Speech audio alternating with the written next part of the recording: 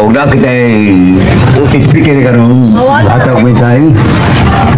Hindi na control sa Roman Catholic. Wala na yun si Brad Chris Household. Bro, mahabang mo kayo bro. Nakay 15 minutes nga regulasyon sa... Ay, biya nga. Pwede po ba? Hello, may hapon. 15 minutes na masakitan mo. Kay ang tinuod ato magyong ibaro. Aw. Di naging ko kawali sunod ani kay di ba ko pwede mo ingon nga parihara. Kay kung ang inyo mo tinuod, mo ingon jud kung mo na tinuod. Pero tungod kay ang simbang Katoliko mo tinuod, mo ingon jud kung ang simbang Katoliko mo tinuod, nya kamo protestante ra mo. Pero never ko mo ingon nga dili mo maluwas. Pero pag isgot og magtutudlo, wagi tay may mo ani brother, basta pastor sa lain sikta mili gina magtutudlo. Pero maluwas pa mo dili, wala tay comments dili ta ka-judge nga. Kay kinsa man ko, Ginoo ra may mo kumana, pero mini pa mo nga magtutudlo, mini gyud kay sa Bible, pare man gyud ang magtutudlo sa Ginoo. Ato masahon na patio ng nimutos pare. So, pogi na lang ni daan si Pastor Peter, sig budagan kay namang gid sa Bible. Ato masahon ha. Deuteronomio 17:12. So, kadtong mga pundok nga walay pare, mo na kaigog sigurado gyud ang pike. Kay naman gyud sa Bible nga to ang pare gyud, pero akong balikon, never tang mo ingon nga dili sila maluwas. Never tang mo ingon nga dautan sila nga tao. Mo ri bantayan ato mga isuna. Sayop sila nga magtutudlo, pero never tang mo ingon nga dautan mong tao. Kay parehas na tang makasasala. Ang diferensya lang nato ang naa sa pagkatinuod nga magtutudlo. 17:12. Ingon din kinsa katong dili mutuman sa maghukom o sa pare nga ato adito, kinahanglan patyon kanang tawana. Kinsa ba di mo to pare niya kay sugdan dai nato nya kini Biblia dili biyan ni ako ilaha biyan ning version. Kristo mo na pare, hindi ka pare Katoliko. Oh, si Lord Jesus pare. Unya kay pangulo man siyang pare, so naa sa sakop nga pare. Lahi siya pare sa Katoliko. Iya man ang Katoliko, maura na. Ato basahon ha kung si Lord Jesus pangulo bang pare. Pag ingong pangulong pare, ay mga sakop mga pare. Pare pangulo sa eskwelahan ba principal. Ang iyang sakop pod maestro, maestra. Alangan principal yang mga sakop panday, lisod na tuuhan. So unsay gingon din si Lord Jesus ba pangulong pare? Ato basahon ang libro 3:1. So gingon din busa mga igsoon kong Kristohanon nga gitawag usab sa Dios. Tanawa si Hesus ang apostol og pangulong pare sa pagtuo nga atong yuptan. Busa mga igsoon kong Kristohanon. So sa Christian religion ang high priest si Lord Jesus. Kay high priest man si Lord Jesus na siya mga sakop nga mga pare. Ug ang mga sakop niya mga pare mo nang nagdumala sa iyang simbahan nga gitawag og Catholic Church. Nabagyoy gingharian sa mga pare kay si Lord Jesus Christ ang simbahan iya man ang gingharian dinis kalibutan. Ato basahon ang gipadayag sin Coaches. Gihimo mo silang gingharian sa mga pare. Okay, sugdon yun nato sa sinugdan ha. Gihimo mo silang gingharian sa mga pare aron mag-alagad sa atong Dios ug maghari sila sa kalibutan. Tanawa. So kung naakas kalibutan, pag-isgot og religion, ang imong ilhon mao ang mga pare. Naakas kalibutan, yari ka mo tong pare. Mura kang tagabalite. Muna bantayan na to. So, mga igsoon, namatay igsoon si Brad Lito, pastor sa iyang gitukod. Si Brad Peter, kuyaw kay ning ngalan si Brad Peter, pero ang diferensya kay ang iyang pagtuon na water, no? Kay sayop man ang iyang pundok. So, ang grupo ni Brad Peter, sa to Brad? Power of Faith.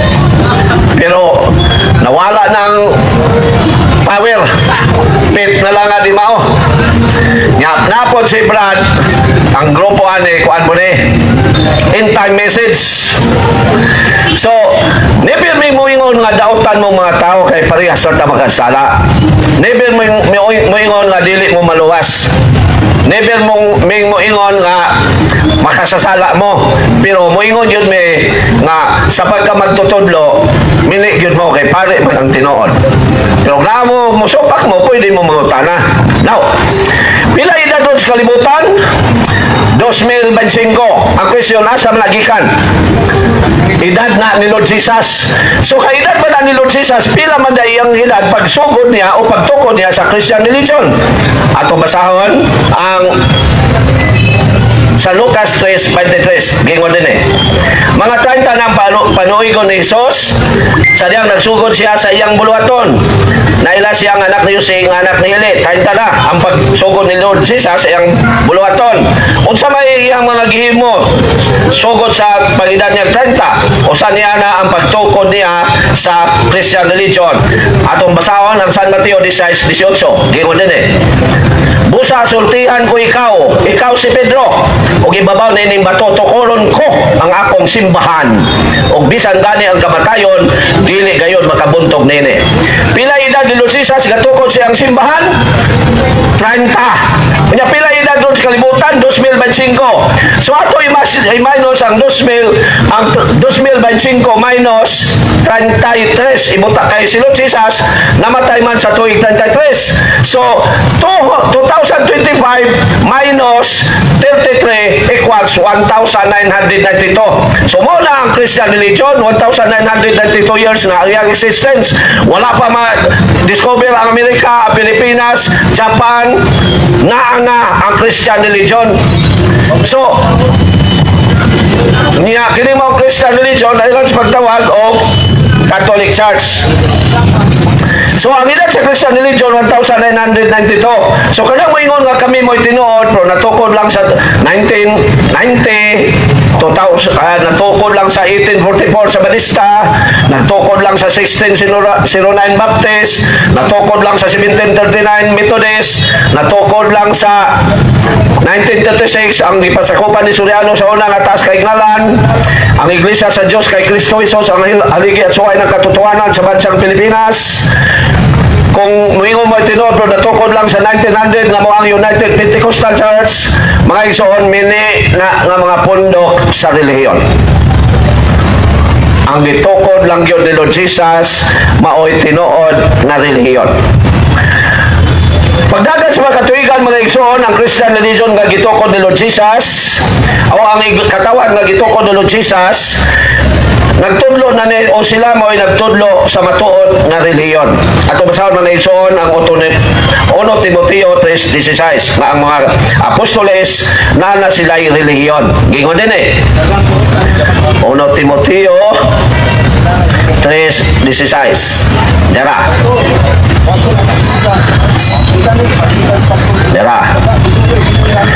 Walay makalimot unsa kadako ang tinago sa atong relihiyon. So ang relihiyon mga igsoon, sa Binisaya tinuohan, sa English religion, nagikan sa Espanyol nga relihiyon, nagikan sa Grego nga pinulungan sa nasod Greece nga religare. Religare meaning to bind oneself to God. So ang religare or relihiyon mao ni ang naghiusa nato ngadto sa Dios pinaagi sa bunyag kay kini relihiyon nga gitukod ni Lord Jesus gisugo man niya sa pagpabunyag sa tanang tao sa tibuok kalibutan. Ato basahon ang San Mateo 28:19. Una niya magtuon mga igsoon, no? Dili kay basa-basa lag Bible unsay masabtan ingnon dayong maoy tinuod pas dilang Ginoo. May paywa na lang matao, no? San Mateo 28:19. Busa panlakaw kamo ngadto sa tanang katawan sa tibuok kalibutan. Okay, so kani nga mensyon, no? Tungod dinhi sa inyong pagpanglakaw himuang nga ako mga tinunan ang katawhan. Ang tanang katawan sa tibuok kalibutan, bunyagi sila sa ngalan samahan sa Anak o sa Espiritu Santo. So manglakaw sila sa tibuok kalibutan, mao nga padayon sila sangyaw. Pagida sa kalibutan og 107 na ang mga Christians gitawag na og Katolikos. Now ngano gitawag man sila Katolikos? Kay ang misyon nila panglakaw sa tibuok kalibutan. So pagdagan sa mga katuigan, ang pangulo sa mga Christians gitawag na nila og Pope. Ug hangtod karon ang pangulo sa Christian religion Pope na. So pwede ka magutana ka brad? Sugo ko nila ko pangutan kung ikuno. Okay, di ba? Wala sa imong diwali. Okay. Bisag wa pa ko mo man punta na. Okay naman kay hapon-hapon na ikatuha. Daghang naminaw po. Ya wa po ni kasabot panguban, may nang matudluan aron makamao. Maluwas man ning makasabot na. Kapag karon 2 Corinthians chapter 2 verse 4 ang wala makasabot si Panginoon nga among giwali, katurang wa maluwas kasabot matatanan. Nanaglo nangaluwas ka mo during sa iyang kamatayon. Gi-crucify si Christ, wa siya sala, yang giangko nato sala, tawaran para tama pasaylo. Juan 2:12. Mga anak, nagsulat ako kanyo dahil kang Christ, gipasaylo na inyong mga sala. Wow, nakupo. Balista. Tapos na di ay dili kay ko ang pangutana ini karon. Tala. Kay nagwali magkagbunyag singalan sa amahan.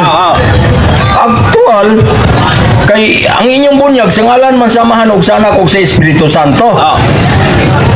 Ang gisugo katong 11 kapostoles kay wa pa man ma-change ang si Ananias.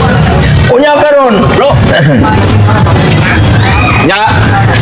Kinsa mga apostolisa ang namunyag aktual nga bunyagi namunyag sila sa ngalan sa amahan o sa anak.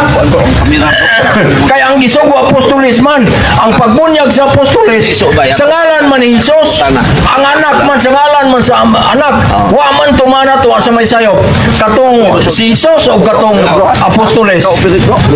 Okay, murag wa man maminaw ang pangutana. Osbon pangutana. Matang mura matagmayang bungulan eh. Pangutana. Sige. Ang pangutana, Ay, sagwali. Pangutana na. nagwali man ka o bunyag sa ngalan sa amahan o sa anak o sa Espiritu Santo. Bot pasabot, mo to'y tumanong, kay mo may gisugo. Kunya karon ang gisugo, ang apostoles, sumala sa Biblia sa 29, kuhaan kaning 11 pag-apostoles, wapan man matsinsiyanan niyas, nagkuhan niya ang gisugo, katong 11. Kunya karon ang pagtubag sa pagbunyag dito aktual sa Biblia, sa ngalan man ni Hesus, wa may sa ngalan sa amahan. Ngalan sa man authority na, kung sa may ngalan sa imong amahan, ikaw, kinsay ngalan sa imong amahan, ikaw pastor. Ako ngalan si Bador, ang ako ngalan sa akong amahan. Bunyagan ka na ko sa ngalan ni Bador, di mapud ngalan sa amahan. Nga ako sa may ngalan, specific doon na may ngalan. Kunya mo may nang gibunyag ng singalan sa amahan, piki nga bunyag, di mao. Kaya ang gibunyag dis Biblia, ngalan ni Hesus, papasaylo niyo sala buhat 2:38. Siya yung pangutanahan nga, dala kuan man, dala komentaryo. Pero ato pasabton si Brad. Ang nagsugo nga bunyagan ang tao si Lord Jesus. Ug ang iyang gisugo bunyagi sila sa ngalan samahan sa anak ug sa Espiritu Santo. Maunay elektok panahon sa bunyag. Dili kay mangita pagkaon sa ngalan samahan. Kaya ang pasabot niya, authority na kung magtuon tao theology. Authority na. Kaning giingon din sa buhat 19:5 ang ipasabot ani Brad authority. At kumasaw na din nalipat ato makaigsoon ng mga pastor. Nganong malipat ang mga pastor kay ang pundok nila nga gipasakupan mini man tinukod naman tao. Unang mga pastor nalipat pod sa founder. Now, buhat 19:6. Muni bantayan nato Brad. Ayun gyud atong sabot kay ang sugo ni Lord Jesus bunyagi ninyo sila sa ngalan samahan sa anak ug sa Espiritu Santo. Pero kini ninyong ibasihan wala mo kasabot ani. Kumasaw na? Sa pagkadungog nila niini, gibunyagan sila sa ngalan sa Ginoong Hesus.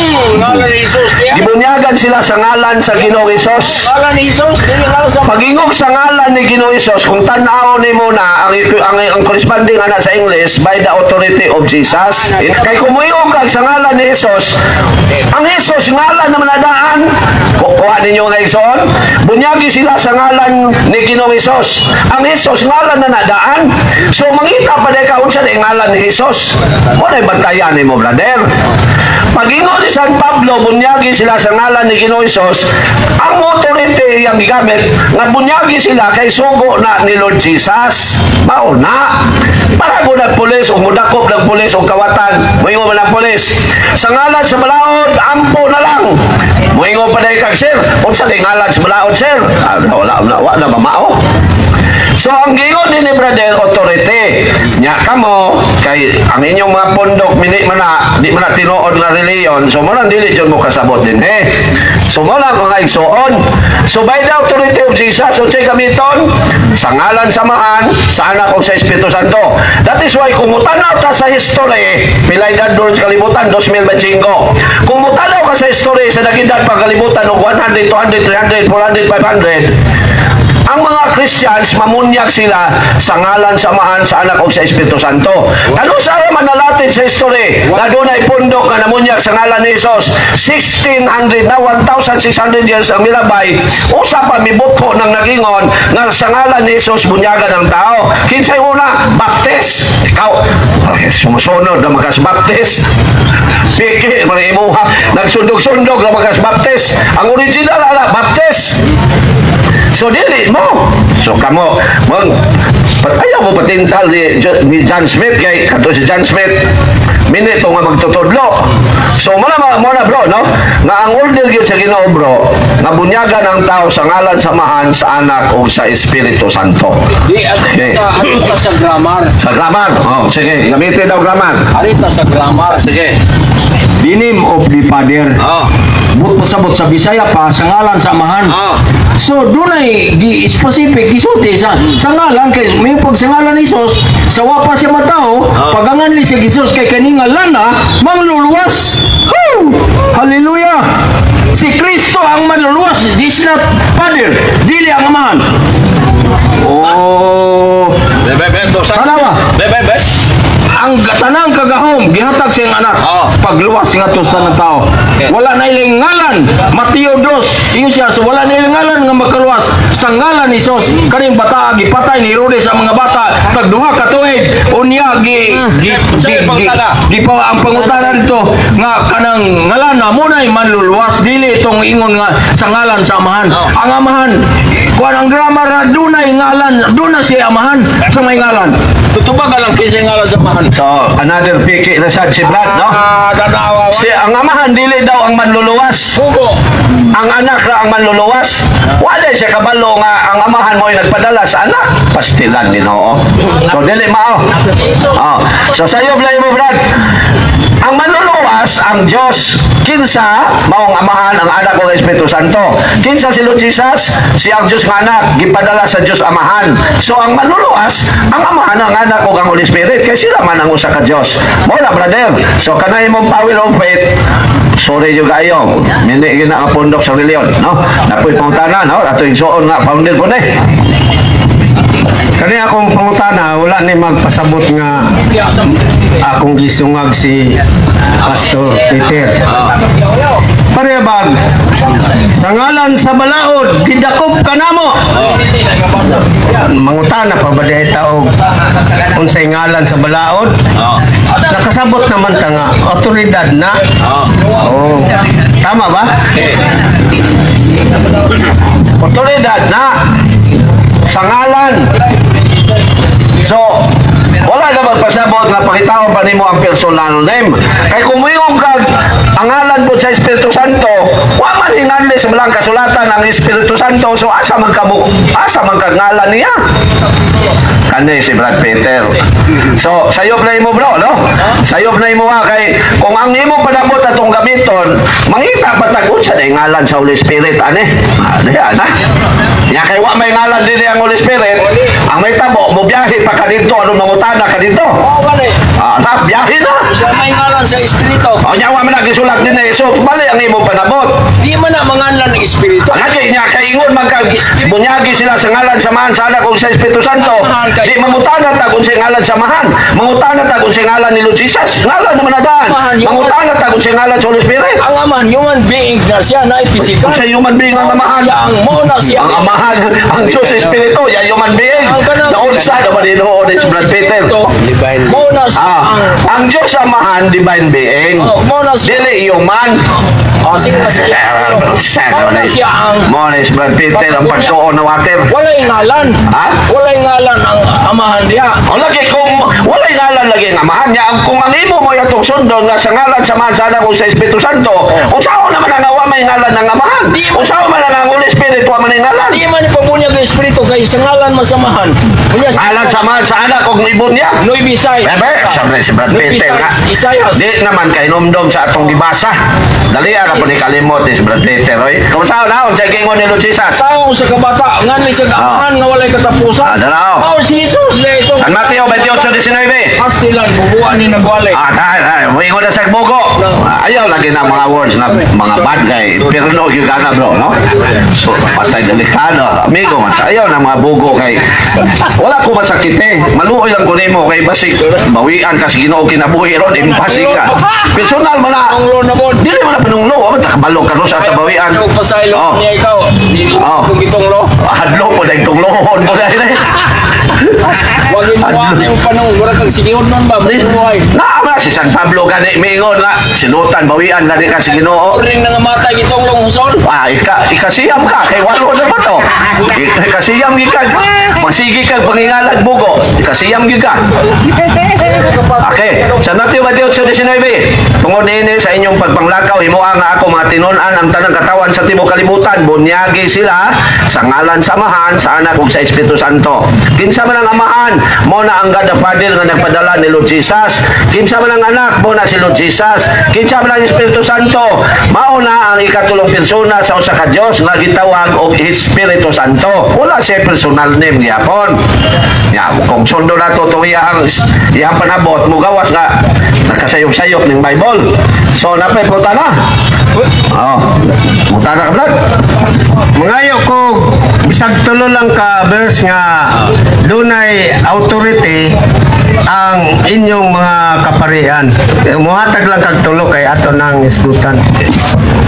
So, ang mga kaparian sa simbahan nga gitukod ni Lord Jesus, maoy doon ay gahom sa pagtudlo o pagpamunyag. Siyempre, kang Lord Jesus guna. Grabe po kayo, no? Ang problema ninyo, nga dili ninyo makaya, okay, atong sound, nga ang mga pari yon bisan sa Old Testament maoy gihatagan sa Ginoo katungod nga motudlo. Samot na sa New Testament. Ato basahan mo na ison ha.